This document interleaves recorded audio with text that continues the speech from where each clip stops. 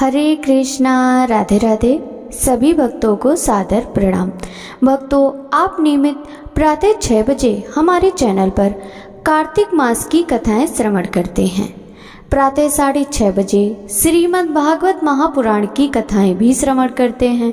सभी वारों की कथाएं, तिथि, ज्ञान इत्यादि की जानकारी भी आपको हमारे चैनल के माध्यम से दी जाती है।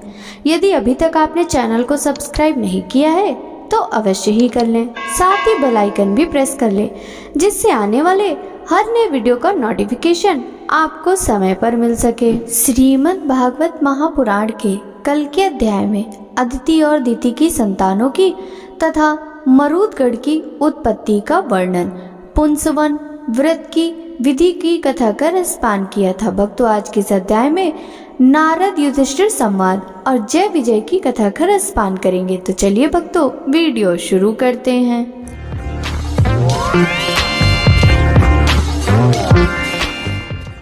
राजा परीक्षित ने पूछा, भगवान तो स्वभाव से ही भेदभाव से रहित हैं, सम हैं, समस्त प्राणियों के प्रिय और सुहृद हैं। फिर उन्होंने जैसे कोई साधारण मनुष्य भेदभाव से अपने मित्र का पक्ष ले और शत्रुओं का निष्ठ करे, उसी प्रकार इंद्र के लिए दैत्यों का वध क्यों किया?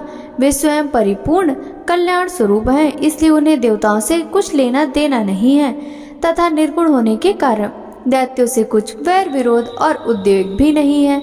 भगवत प्रेम के सौभाग्य से संपन्न महात्मन, हमारे चित्त में भगवान के समतत्व आदि गुणों के संबंध में बड़ा भारी संदेह हो रहा है, आप कृपा करके उसे मिटाइए।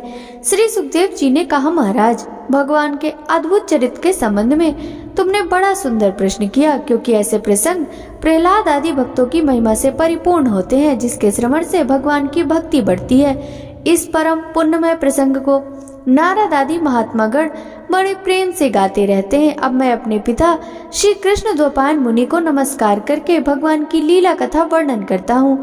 वास्तव में भगवान निर्गुण, अजन्मा, अव्यक्त और प्रकृति से परे हैं। ऐसा होने पर भी अपनी माया के गुणों को स्वीकार करके वे बाध्य बाधक भाव को, अर्थात मरने और मारने वाले दोनों के परस्पर विरोधी रूपों को ग्रहण करते हैं। सत्वगुण, रजोगुण और तमोगुण ये प्रकृति के गुण हैं, परमात्मा के नहीं। परीक्षित, इन तीनों गुणों की भी एक साथ ही घटती बढ़ती नहीं होती।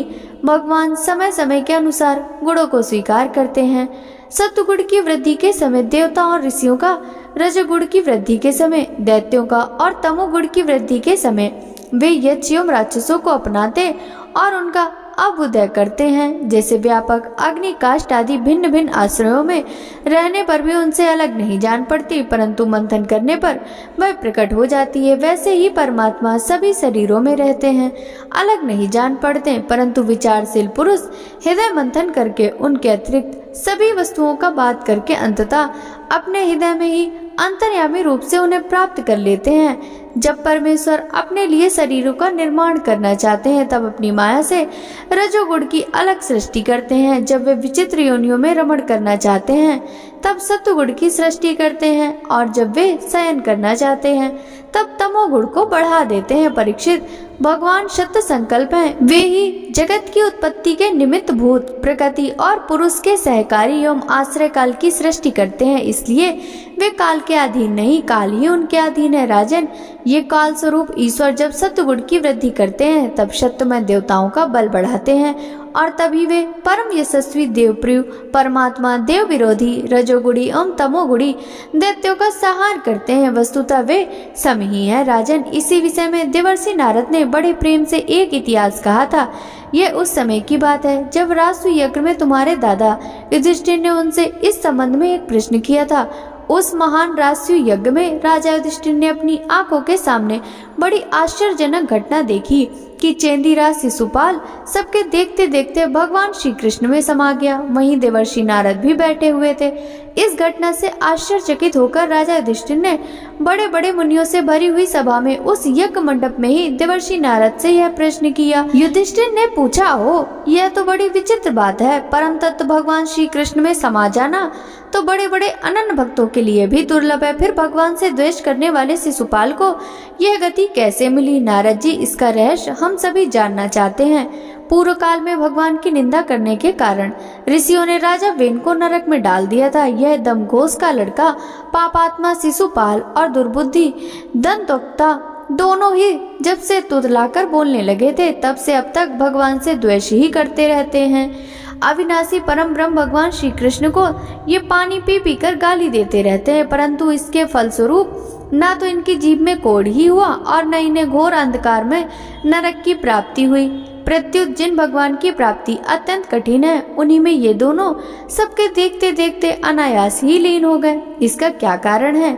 हवा के झोंके से लड़खड़ाती हुई दीपक की लौ के समान मेरी बुद्धि इस विषय में बहुत आगा पीछा कर रही है। आप सर्वज्ञ हैं, अतः इस अद्भुत घटना का रहस्य समझाइए।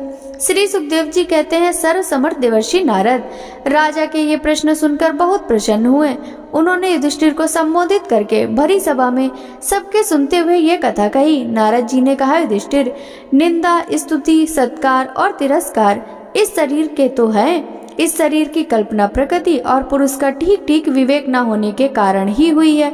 जब इस शरीर को ही अपना आत्मा मान लिया जाता है तब यह मैं हूँ, यह मेरा है, ऐसा भाव बन जाता है। यही सारे भेदभाव का मूल है। इसी के कारण ताड़ना और दुर्वचनों से पीड़ा होती है। जिस शरीर में अभिमान हो जाता है कि यह मैं हूँ, उस शरीर के वध से प्राणियों को अपना वध जान पड़ता है, किंतु भगवान में तो जीवों के समान ऐसा अभिमान है नहीं, क्योंकि वे सर्वात्मा हैं, अद्वितीय हैं। वे जो दूसरों को दंड देते हैं वह भी उनके कल्याण के लिए ही, क्रोधवश अथवा दैववश नहीं।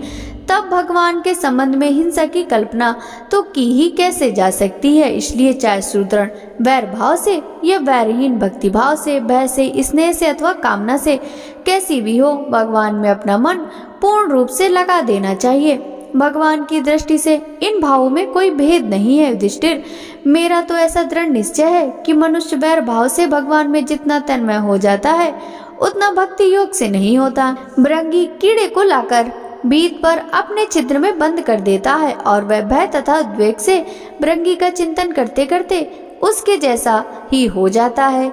यही बात है भगवान श्री कृष्ण के संबंध में भी है। लीला के द्वारा मनुष्य मालूम पड़ते हुए ये सर्वशक्तिमान भगवान ही तो है। इनसे वैर करने वाले भी इनका चिंतन करते करते पाप रहित होकर इन्हीं को प्राप्त हो गए। एक नहीं अनेकों मनुष्य काम से, द्वेष से, भय से और स्नेह से अपने मन को भगवान में लगाकर एवं अपने सारे पाप धोकर उसी प्रकार भगवान को प्राप्त हुए जैसे भक्त भक्ति से महाराज गोपियों ने भगवान से मिलने के तीव्र काम अर्थात प्रेम से, कंस से, भय से, शिशुपाल, दंतवक्त्र आदि राजाओं ने द्वेष से, यदुवंशियों ने परिवार के संबंध से, तुम लोगों ने स्नेह से और हम लोगों ने भक्ति से अपने मन को भगवान में लगाया है।